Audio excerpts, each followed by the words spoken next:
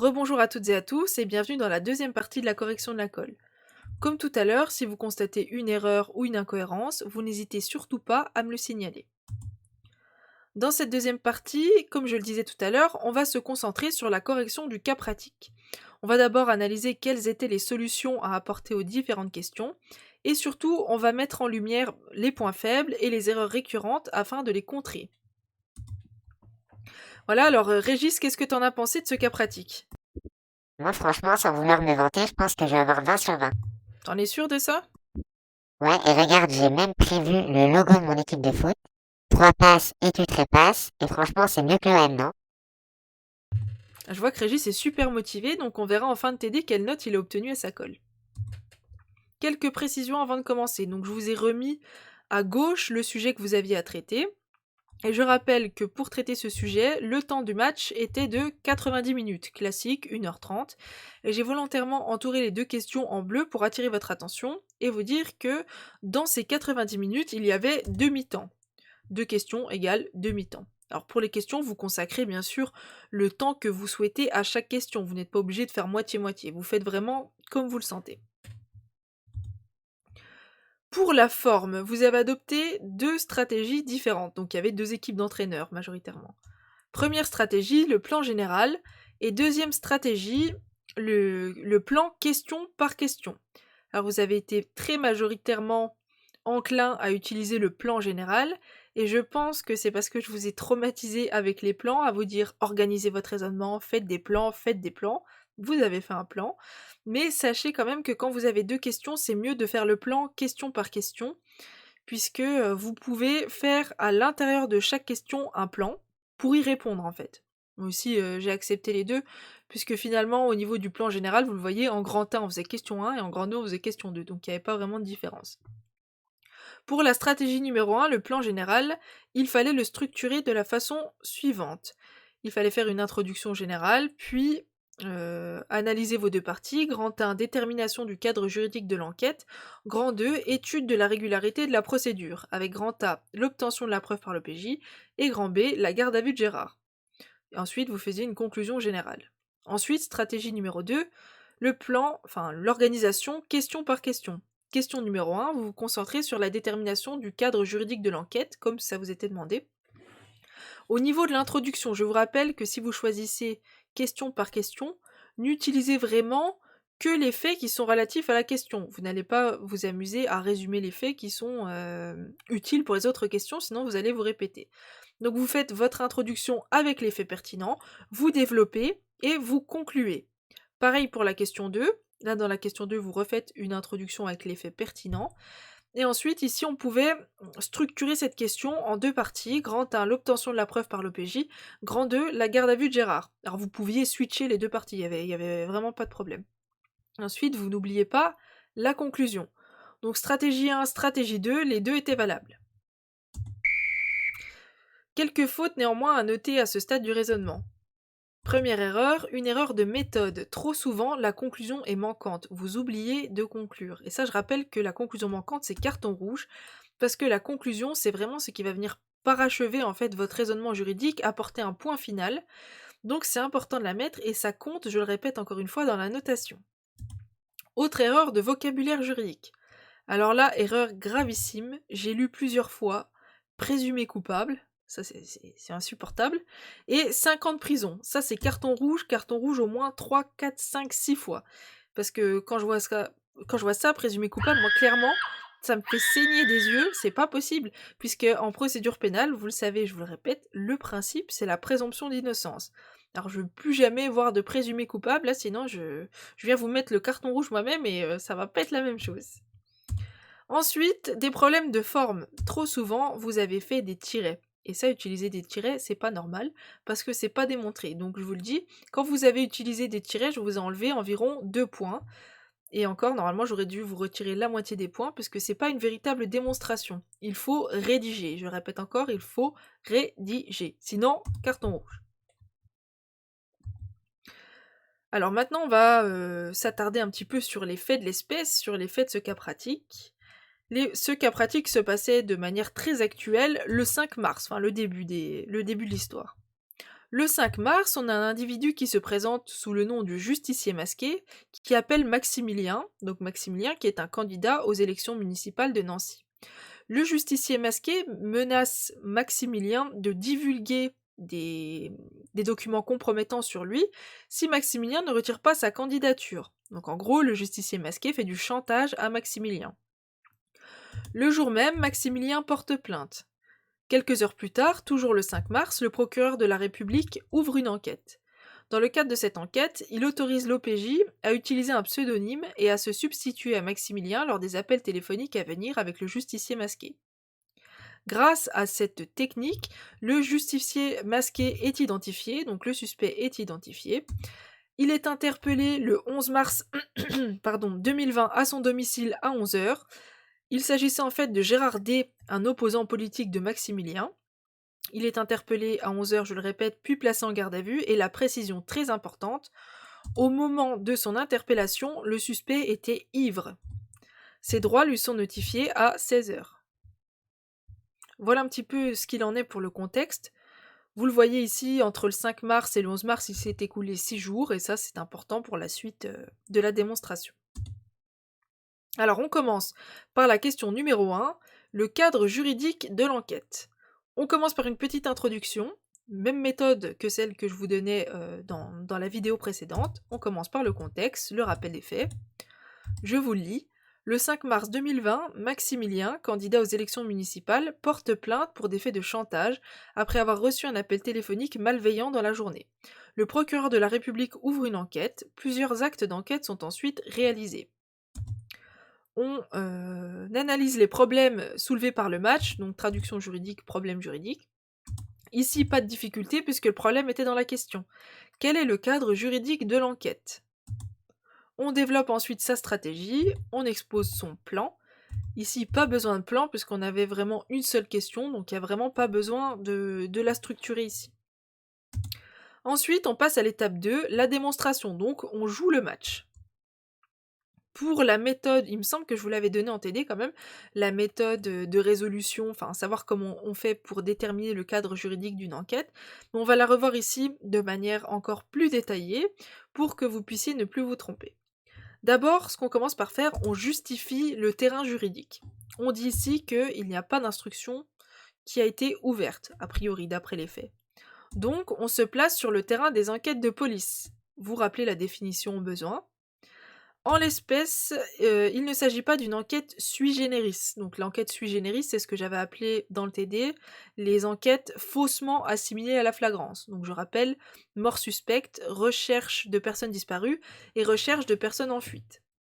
Donc on se situe forcément sur le terrain de l'enquête de flagrance ou de l'enquête préliminaire. Je rappelle ici que l'enquête préliminaire se définit par défaut, ce qui veut dire qu'on analyse uniquement l'enquête préliminaire si la flagrance fait défaut. J'insiste bien sur ce point. Donc on commence par la flagrance et on dit que d'après les articles 53 et suivants du Code de procédure pénale, l'enquête de flagrance est placée sous le signe de l'urgence et offre plus de pouvoir coercitif aux enquêteurs. Pour qu'une enquête de flagrance soit ouverte, il faut réunir plusieurs conditions. Donc d'après l'article 53 du Code de procédure pénale, l'enquête de flagrance est ouverte dans 4 cas. Vous citez les cas qui sont exposés dans l'article, donc je vous les relis une fois. Donc il faut une infraction qui se commet actuellement ou qui vient de se commettre, ou que dans un temps très voisin de l'action, la personne soit poursuivie par la clameur publique. Donc être poursuivi par la clameur publique, je rappelle que c'est par exemple quand on crie au voleur, au voleur. 4e cas, ou alors que la personne est trouvée en possession d'objets ou présente des indices ou des traces laissant penser qu'elle a participé au crime ou au délit flagrant. Ça, c'est les 4 cas d'ouverture. Donc ensuite, vous dites que pour que l'enquête de flagrance soit ouverte, il faut réunir plusieurs conditions. Et là, on va respecter la méthode qu'on a vue tout à l'heure, 3 passes ou ça casse. Donc cite, explique, applique. Première condition, d'après les articles 53 et 67 du Code de procédure pénale, il nous faut une infraction grave. Là, j'ai cité. Ensuite, j'applique. La gravité de l'infraction renvoie à la nature de l'infraction. Pour qu'une infraction soit grave, il faut que ce soit un crime ou un délit puni d'emprisonnement. J'applique. En l'espèce, le chantage est puni de 5 ans d'emprisonnement d'après l'article 312-10 du Code pénal. Il s'agit donc d'un délit puni d'emprisonnement, la condition est satisfaite. Ensuite, il nous faut une infraction flagrante, d'après l'article 53 alinéa 1 du Code de procédure pénale. Et pour qu'une infraction soit flagrante, il faut réunir 2 critères. Premier critère, un critère temporel, qui correspond au moment de la constatation de l'infraction. Vous citez les 4 cas de l'article, donc l'infraction qui se commet actuellement vient de se commettre dans un temps très voisin, etc., etc. Vous déroulez et vous appliquez en utilisant une des 4 expressions de l'article. En l'espèce, Maximilien porte plainte le jour même de l'appel. L'infraction vient donc de se commettre ou est donc en train de se commettre. Ici, on pouvait justifier avec les deux. Le critère temporel est donc satisfait. Deuxième critère, le critère d'apparence, qu'on appelle également le critère objectif.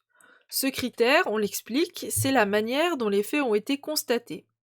Et d'après l'arrêt Isnard de la chambre criminelle du 22 janvier 1953, il faut un indice objectif et apparent de comportement délictueux.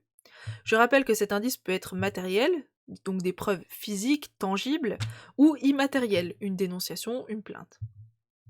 En l'espèce, Maximilien a porté plainte et il est de jurisprudence constante que la plainte constitue un indice objectif et apparent de comportement délictueux. Donc le critère d'apparence est satisfait. Il faut également une troisième condition, qui est ici une condition de durée, d'après l'article 53 alinéa 2 du Code de procédure pénale. L'enquête de flagrance dure en principe 8 jours sans discontinuer. Donc là, on va regarder si l'enquête de flagrance dure 8 jours. Ici, c'est bon. Ah, un coup de sifflet, qu'est-ce qui se passe? Ah bah c'est Régis. Qu'est-ce qu'il y a, Régis? T'as dit tout à l'heure qu'on n'avait pas le droit de dire ici c'est bon. Donc là, t'as fait un petit pont à ton joueur d'application, c'est ça? Donc franchement, pour moi, c'est 0 sur 20 et carton jaune. Merci Régis d'être aussi sévère et de m'avoir fait cette petite réflexion. Donc pour faire plaisir à Régis, on va peaufiner un peu le raisonnement. Et bien sûr, il a raison, c'est interdit de faire ça, donc on va reprendre de manière plus pertinente. Donc ici, l'enquête de flagrant, je le disais, dure en principe 8 jours sans discontinuer. Donc les faits ont eu lieu le 5 mars, la garde à vue le 11 mars, on fait 11 moins 5, ça fait 6 jours. Donc on est bien dans le cadre des 8 jours. Par contre, on n'a pas vraiment d'informations sur le critère de la continuité. Donc on va considérer que c'est bon, en l'absence de précision dans le sujet. Et donc on considère que toutes les conditions sont satisfaites et qu'il s'agit bien d'une enquête de flagrance. Et si vous voulez être puriste jusqu'au bout, vous spécifiez que l'enquête de flagrance est menée sous le contrôle du procureur de la République. Comme ça, vous faites vraiment une réponse ultra complète. Les erreurs majoritairement rencontrées dans cette détermination du cadre de l'enquête. Première erreur, une erreur de méthode. Certains d'entre vous, et même beaucoup trop, ont analysé l'enquête préliminaire en premier. Sauf que j'avais dit en TD qu'on n'analysait jamais l'enquête préliminaire en premier. On analyse toujours l'enquête de flagrance, puisque l'enquête préliminaire se définit par défaut. Ça, c'est une faute vraiment très très grave, et là, c'est sirène d'alarme, et j'étais vraiment pas contente quand j'ai vu ça. Donc j'ai été très sévère avec cette faute et j'ai même invité un commentateur sportif à vous faire part de votre attitude. C'est insupportable, enfin, votre attitude! Mais enfin, ça va pas! Voilà, donc comme ça, les choses sont claires. Alors ça, bien sûr, bien évidemment, je vous l'ai dit, c'est inacceptable, donc c'est carton rouge. Carton rouge, voire même... Carton rose! Voilà, c'est Booba qui a parlé, c'est même carton rose, ça. J'étais tellement énervée parfois que j'ai gribouillé sur vos feuilles, et j'ai même là encore envie de jeter mon stylo rouge sur les Ça feuilles. suffit! Parce que ça va pas du tout, donc vous n'analyserez maintenant plus jamais l'enquête préliminaire en premier. Sinon, je vous jure que je viens vous hanter, même dans vos pires cauchemars, ça pourra pas être pire. Donc ça, c'est une faute inacceptable. Deuxième erreur, une erreur de connaissance. Alors ici, c'était plutôt une petite confusion relative aux dénonciations anonymes. Vous aviez dans l'ensemble bien analysé, enfin bien retenu, qu'il existait une jurisprudence, donc de la chambre criminelle du 2 février 1988, qui nous indique qu'une dénonciation anonyme ne peut pas constituer à elle seule un indice apparent et objectif de comportement délictueux. Vous avez parfois beaucoup trop utilisé cette jurisprudence alors qu'elle ne s'appliquait pas en l'espèce. Cette jurisprudence parle de dénonciation anonyme. Or, dans les faits, on a un appel anonyme qui va initier le chantage. Donc un appel qui initie le chantage et une dénonciation, c'est pas la même chose. Donc vous ne pouviez pas utiliser cette jurisprudence ici. Je rappelle, comme on l'a vu tout à l'heure, que l'indice apparent de comportement délictueux, ici c'était pas la dénonciation, mais bel et bien la plainte. Donc ça, c'est carton jaune. Je vous ai un petit peu passé la confusion, je vous ai juste pas mis les points, mais je vous ai pas sanctionné. On passe à la question 2 qui concerne la régularité de la procédure. Comme tout à l'heure, on fait une introduction en suivant le même schéma. Je vous la lis. Lors de l'enquête, le procureur de la République autorise l'OPJ à se substituer à Maximilien lors des appels téléphoniques avec le maître chanteur. L'OPJ utilise un pseudonyme et se présente comme le représentant de Maximilien. Le justicier masqué est identifié et interpellé à son domicile le 11 mars 2020 à 11h. En raison de son état d'ivresse, ses droits lui sont notifiés à 16h. On remarque le problème soulevé par le match, donc le problème juridique. On reprend celui qui était dans la question. La procédure est-elle régulière? Sur quel fondement Gérard peut-il agir? Et vous auriez même pu rajouter, a-t-il une chance de voir la procédure annulée, comme ça vous était demandé dans l'énoncé. Donc là, on expose la stratégie adoptée pour le reste du match, c'est-à-dire on expose son plan. Alors ici, le plan, c'était grand 1, la régularité du recueil de la preuve, et grand 2, la régularité de la garde à vue. Vous pouviez très bien interchanger les deux, comme je vous le disais tout à l'heure, et faire en grand 1 la garde à vue, en grand 2 la preuve.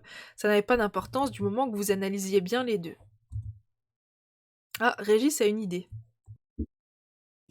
Oui, donc moi, ce que j'ai fait dans mon devoir, c'est que j'ai analysé la preuve avec l'affaire du chantage à la sextape. C'est bon ou pas? C'est exactement ça qu'il fallait faire, Régis, et on va approfondir tout de suite. Alors, grand 1, la régularité du recueil de la preuve. Alors, on commence toujours par le principe. Je rappelle encore une fois au risque de me répéter, mais comme ça rentre dans vos têtes. 3 passes ou ça casse. On cite le principe, on explique le principe, on applique. Et quand on a un tempérament, on fait pareil.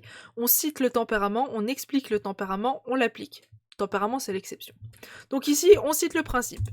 D'après l'article 427 du Code de procédure pénale, en droit pénal, la preuve est libre. Principe de liberté de la preuve. C'est-à-dire que tous les modes de preuve sont admissibles et que le juge décide selon son intime conviction. Donc là, on a expliqué. On apporte l'exception. Tempérament pour les autorités publiques. Vous dites, mais pour les autorités publiques, la liberté est encadrée pour la recherche ou l'administration de la preuve. Donc là, on a cité, on explique. C'est-à-dire que les autorités publiques ne peuvent pas apporter de preuves illicites ou déloyales. Elles sont soumises au principe de légalité et de loyauté de la preuve. Donc ici on applique, donc en l'espèce c'est bien un OPJ qui se substitue à Maximilien, donc il est soumis, l'OPJ c'est une autorité publique, donc il est soumis au principe de légalité et de loyauté. Vous distinguiez bien qu'en l'espèce il s'agissait d'un problème de loyauté, donc on fait pareil, on cite, problème de loyauté, on explique.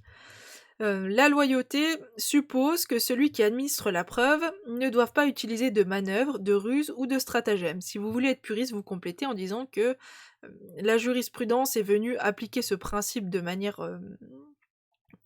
formelle dans un arrêt du 27 février 1996. Et vous pouvez développer en disant que pour qu'il y ait stratagème, il faut un acte positif. En l'espèce, l'appel constitue un acte positif, donc en principe, on a un stratagème. Là, vous tempérez, mais tous les stratagèmes ne sont pas déloyaux. Vous distinguez ici entre la provocation à la preuve et la provocation à l'infraction. Je rappelle que la provocation à la preuve est autorisée et que la provocation à l'infraction est prohibée et considérée comme déloyale. Je vous renvoie au cours pour plus de précision. Et vous accentuez aussi le fait que les contournements et détournements de procédure peuvent constituer des stratagèmes déloyaux. Et là, ça nous fait un pivot parfait pour rapprocher de l'arrêt du chantage à la sextape entre Benzema et Valbuena, que j'appellerai maintenant l'arrêt Benzema.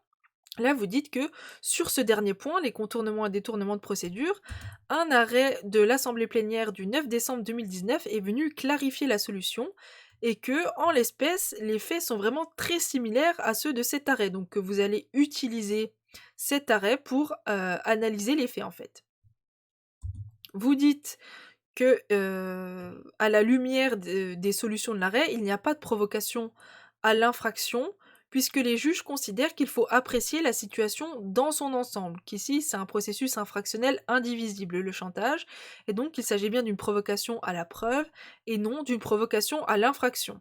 Je vous rappelle également que la chambre criminelle de la Cour de cassation, dans un arrêt du 11 juillet 2017, donc relatif à la même affaire, donc un arrêt antérieur, avait jugé qu'il s'agissait d'une provocation à l'infraction. Donc là, vous pouvez compléter en disant ça pour être vraiment puriste. Si on voulait faire un petit point sur le processus infractionnel indivisible, je rappelle qu'on est dans une situation de chantage, et il s'agit de savoir en gros si l'OPJ, à chaque fois qu'il appelle le justicier masqué, est-ce qu'à chaque fois il ne provoque pas une nouvelle tentative de chantage? Et c'est là, dans l'arrêt de l'Assemblée plénière, on nous dit non, puisque le chantage s'apprécie dans son ensemble. C'est vraiment un processus infractionnel indivisible. Voilà. Ensuite, vous analysez le contournement ou le détournement de procédure. Vous dites que l'arrêt de l'Assemblée plénière, l'arrêt Benzema, est venu clarifier la définition du stratagème déloyal. Elle l'a défini comme suit: contournement ou détournement d'une règle de procédure qui a pour objet ou pour effet de vicier la recherche de la preuve en portant atteinte à l'un des droits essentiels ou à l'une des garanties fondamentales du suspect. Donc là, vous dites que si Gérard veut qualifier la preuve de déloyale, il va devoir apporter cette preuve. Vous pouvez discuter sur ce point, mais moi j'ai tranché et j'ai dit que ça allait être très très difficile de rapporter la preuve d'un tel contournement ou détournement de procédure, donc j'ai considéré que la preuve était loyale, et donc que Gérard ne pouvait pas agir sur ce fondement. Mais vous pouviez quand même discuter sur ce point. Les fautes rencontrées ici. Le plus souvent, des erreurs de méthode.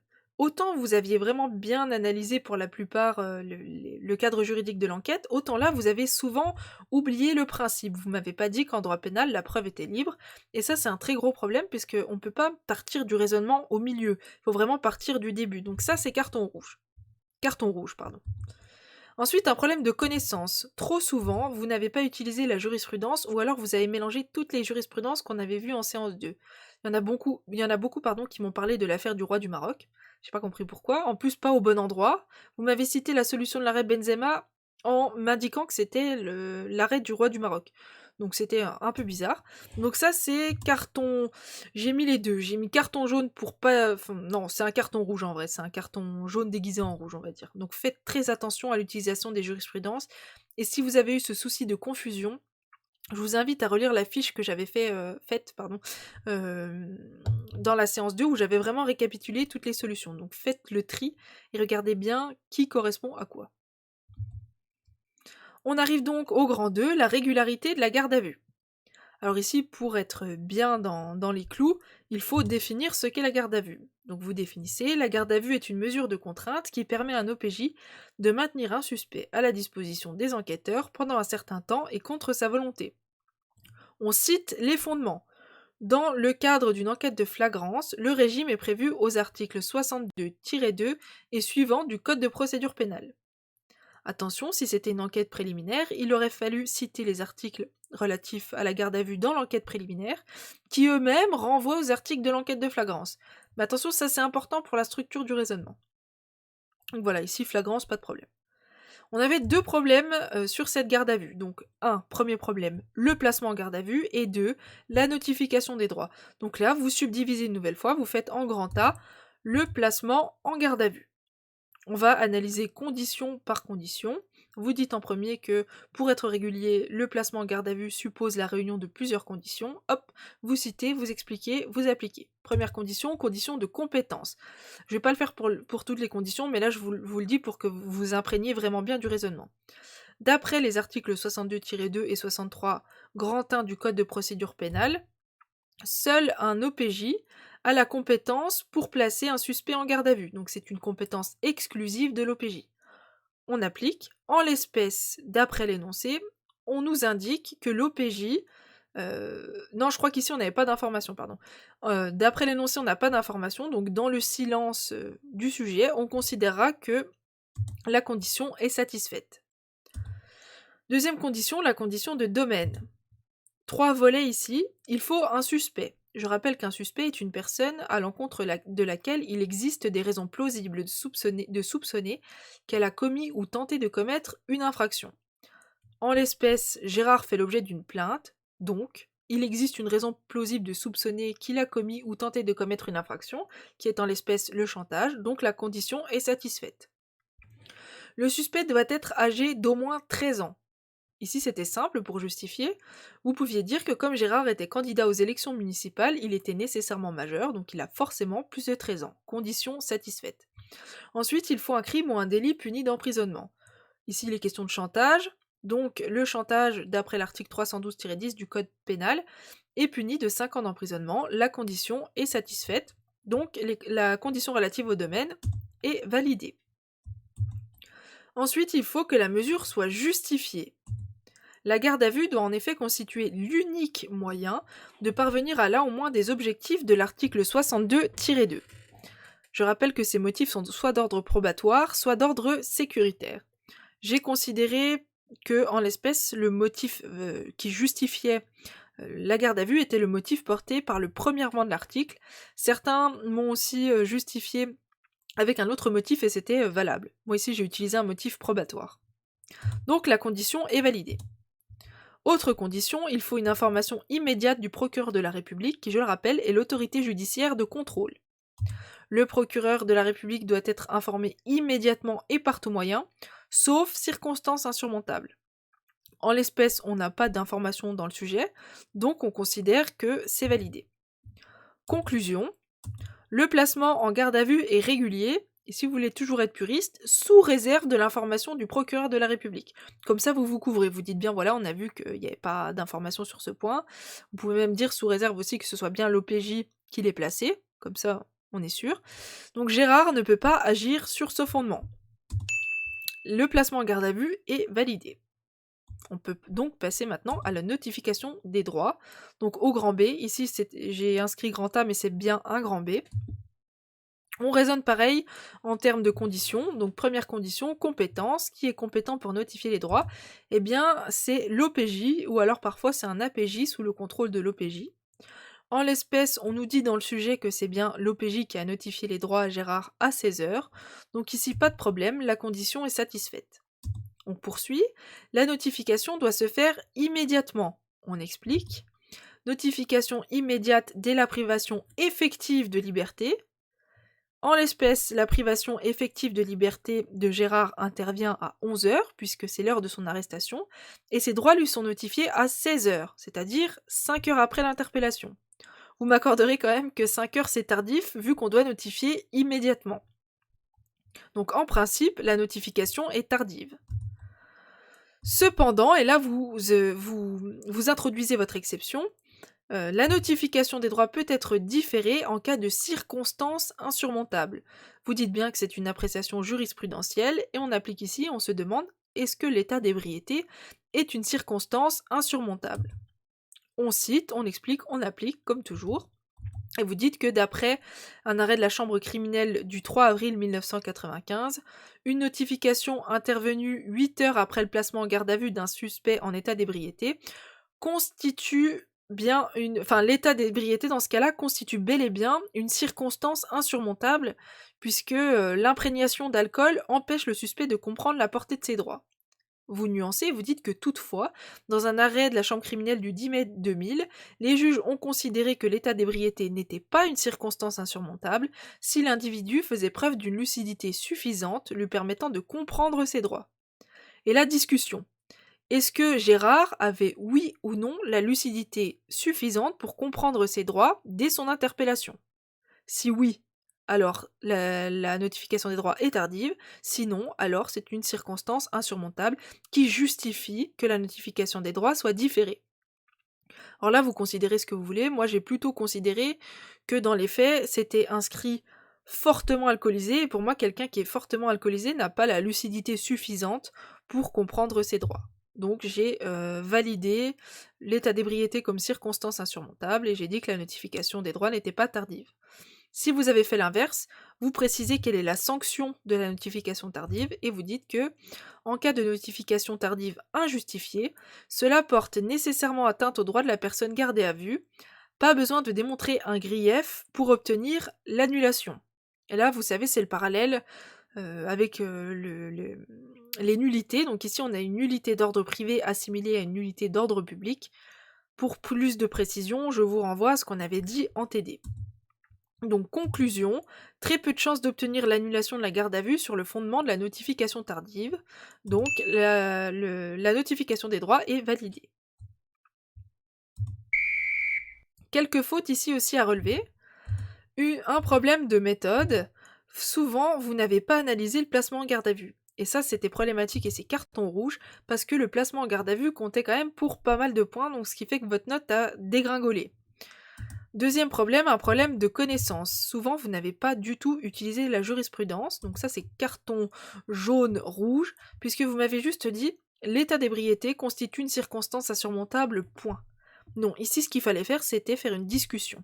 L'état d'ébriété avec lucidité suffisante et l'état d'ébriété sans lucidité suffisante. Faites bien attention à distinguer ce qu'il faut distinguer. Donc voilà ici les principales erreurs en ce qui concerne la notification et le placement en garde à vue. Notification des droits et placement en garde à vue, pardon.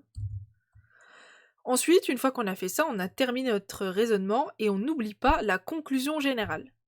Donc première indication, le cadre de l'investigation est donc une enquête, des investigations est donc une enquête de flagrance. La procédure semble régulière en tout point malgré quelques discussions possibles, et là vous rappelez ce qu'on a dit tout à l'heure, le problème de loyauté de la preuve si on arrive à démontrer un contournement, détournement de procédure, etc. etc. Ou la notification tardive des droits si Gérard avait une lucidité suffisante, et là enfin, vous concluez par une dernière phrase. Au vu des développements précédents, les chances d'obtenir l'annulation sont très minces, voire quasi nulles. Et là, ça y est, on a terminé notre raisonnement juridique, fin du match, tout le monde est content, on a la solution, il ne reste plus qu'à avoir la note. Alors, je voulais vous indiquer ici et faire un petit clin d'œil à quelqu'un qui a fait une conclusion vraiment perspicace, pardon, et je tenais à la partager à tout le monde et à en faire profiter tout le monde parce que ça m'a fait sourire quand même pendant cette période de correction. Et la personne qui a écrit cette conclusion se reconnaîtra. Elle a indiqué « Dans cette affaire, les deux candidats sont perdants. Maximilien va perdre sa femme et des points dans les sondages, et Gérard ne pourra pas faire annuler la procédure. » Un petit peu d'humour dans les périodes de correction, ça met quand même un petit rayon de soleil dans cette difficile période, donc merci beaucoup. Ah, on a Régis qui est en train de se mettre du déo là, qu'est-ce qu'il veut nous dire Régis ? C'était chaud ce match-là, est-ce que je peux enfin avoir ma note? Bien sûr que tu vas avoir ta note Régis, donc tu as eu 20 sur 20, mais comme tu as osé me siffler tout à l'heure depuis ton canapé, j'ai redescendu ta note à 19 sur 20. Je trouve que c'est plutôt mérité cette petite sanction. Qu'est-ce que c'est que cette corruption encore? Mais bon Régis, comme tu es un nouvel étudiant en droit et que je te trouve quand même plutôt performant et plutôt doué, je t'ai fait un petit cadeau et j'ai augmenté ta note à niveau 100. Donc en méthode, tu as 100%, connaissance 100% et raisonnement, 100%. Qu'est-ce que t'en penses? Bah, comme d'habitude, hein, point faible, trop fort. C'est pas la modestie qui étouffe Régis. Donc voilà, ça y est, on en a fini avec ce TD, et si comme Régis vous pensez que je suis un arbitre corrompu, vous pouvez toujours m'exposer vos doléances, mais n'oubliez pas quand même quelque chose de très très très important. C'est moi le chef. Et on ne contredit pas les ordres du chef. Voilà, je vous dis à très bientôt. Salut tout le monde!